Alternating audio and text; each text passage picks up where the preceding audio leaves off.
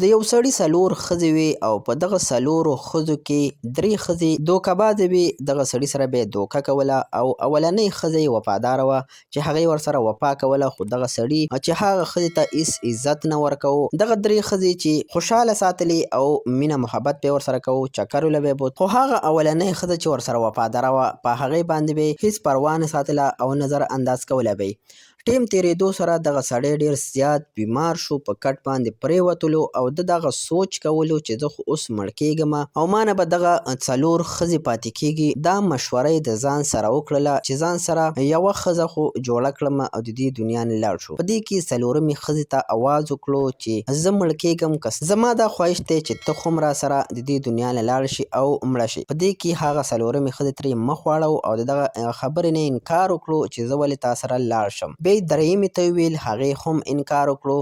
دویمې هم انکار وکړو. اولنۍ ښځه چې کومه وه هغې ورته اواز وکړو که ته غواړې نو زه درسره د دنیا نه تلی شم.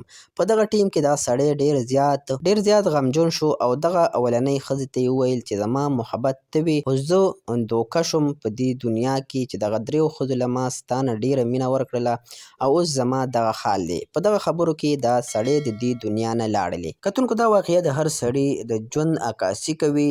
هر سړي سره په ژوند کې څلور ښځې وي. څلورمه ښځه یې جسم وي چې دا هر ټیم په دې کوشش کوي چې پیسې وګټم، خو یو ورځ دغه جسم دغه سړی پرېږدي. درېیمه ښځه یې مال وي چې دا ترېنه پاتې کېږي او په نورو تقسیمېږي. دویمه ښځه یې د رشته داران، ملګري، یاران، دوستان وي چې تر قبره پورې بوځي او واپس ترې راځي. او اولنۍ ښځه د ده روح وي چې کوم ورسره دنیا نه ځي او رخصتېږي. نو کتونکو دا ډېره سبق آموزه واقعه وه چې ورسره مو شریکه کړله. هر سړي له پکار دي چې په دې غور سوچ وکړي په خپله زندګۍ باندې او خپل ژوند نه یو څه مقصد والي چې څه مقصد پکار دی د زندګۍ. د ویډیو کتل مو ډېره مننه کوم. که ویډیو مو خوښ شوي ویډیو لایک کړئ او چینل درسره ضرور سبسکرایب کړئ. دغه ویډیو ملګرو سره هم شیر کړئ.